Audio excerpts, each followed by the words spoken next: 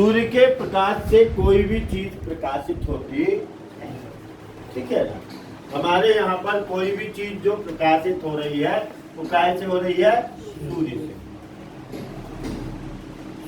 सूर्य से जो चीज उदय हो रही है यहाँ पर है मीन मिथुन राशि। क्या है? मिथुन राशि। मिथुन राशि के आप उदय के बारे में समझिए।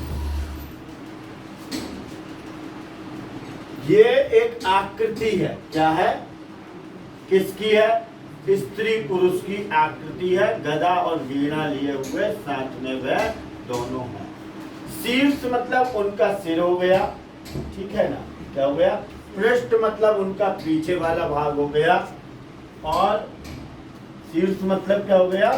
सामने वाला, और पृष्ठ मतलब हो गया पीछे वाला, ठीक है। शीर्षोदयी और पृष्ठोदयी और उभयोदयी मतलब संपूर्ण प्रकाश उसके ऊपर दिखाई देता है। तो ये राशि को जब पहली बार देखा जाता है, जब इस राशि, अब ये पृथ्वी घूम रही है 12 राशियों पे। कहाँ घूम रही है? 12 राशियों की परिक्रमा ये कितने दिनों में करती है? 12 महीने में, ठीक है। एक महीने एक राशि पे रहती है। एक महीने एक राशि तक उदय होता है, उसी समय पे उसी को हम लग्न मानते हैं। ऐसे दिन भर में ये 12 लग्न पार करती है वो, ठीक है ना। अपनी धुरी पे ये 2 जगह से घूम रही है। एक तो ये सूर्य का परिक्रमा कर रही है, ये तय, ये बात अब सभी लोग जानते हैं। 12 महीने में ये पूरा परिक्रमा करती है। ऋतु आती है, समझ में आता होगा ना। पृथ्वी अब जब यहाँ है तो गर्मी पड़ रही है, पृथ्वी जब इधर आएगी तो ठंडी, जब यहाँ जाएगी पश्चिम दिशा की तरफ सूर्य से तो क्या होने लगेगा? ठंडी पड़ने लगेगी। तुला वगैरह राशियों में क्या होता है? ठंडी पड़ती है ना। तुला में, धनु में ठंडी रहती है। यहाँ पर क्या हो रहा है? राशियों के ऊपर प्रकाश देखा जा रहा है कि उस समय पे कौन सी राशि का उदय हो रहा था। जिस राशि का उदय होता है वह राशि हमें उदय के समय कैसी दिखाई देती है? तो ये राशि हमको शीर्ष उदयी है। कैसी है?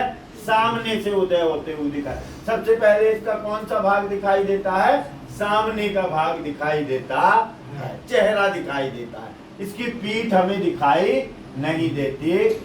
पृथ्वी से इस राशि को जब हम आकृति के रूप में देखेंगे कि इसका उदय कैसे हो रहा है, तब हमें समझ में आएगा कि इसका उदय शीर्ष से अर्थात सामने से होते हुए दिखाई दे रहा है।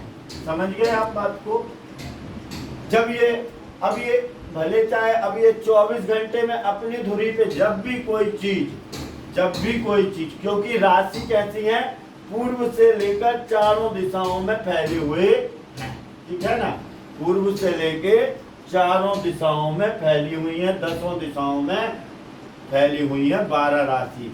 एक वृत्त का निर्माण कर रही है, ब्रह्मांड रूपी वृत्त का। और इस गोले में क्रमशः 30-30 अंश की होकर के बिखरी हुई है। ये पता है ना आपको?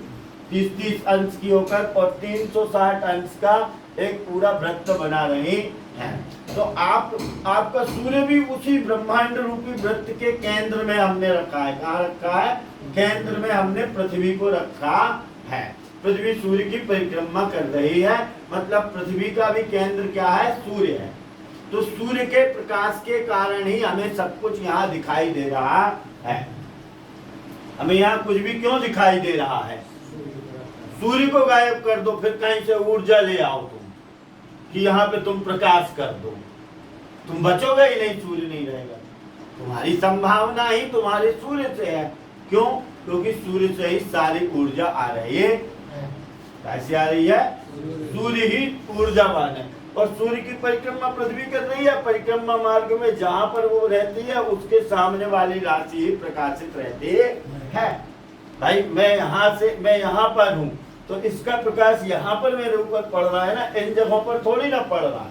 तो मैं जिस राशि के सामने रहूंगा उस राशि को ही मैं देखूंगा, वही राशि का उदय होगा। पर अब ये जब 24 घंटे में घूमेगी तो ये 24 घंटे में भी तो गोली घूमेगी, तब भी तो ये 12 राशि पार करेगी। तो 24 घंटे में भी जब ये घूमेगी तो भी वह 12 राशियों को पार करेगी, क्योंकि कोई भी चीज जब ब्रह्मांड में गोल घूमती है तो वो एक बार में 12 राशियों को पार कर जाती है, भले चाहे वह किसी भी स्पीड से घूमती हो। ठीक है ना, जैसे शनि है 30 महीने में एक राशि पार करता है। ठीक है, सूर्य है वह 1 महीने में ही एक राशि पार कर जाता है, अर्थात पृथ्वी, है ना। इसी प्रकार चंद्रमा है, वो तो 2.25 दिन में ही एक राशि पार कर जा रहा है।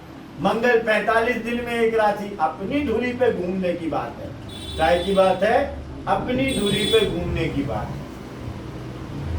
अब चंद्रमा ऐसे तो पृथ्वी का पूरा परिक्रमा का कितने देर में लगाता है, 27 दिन में। ठीक है, 27 नक्षत्रों को पार करता है, 27 दिन में वह पार कर लेता है। ठीक है।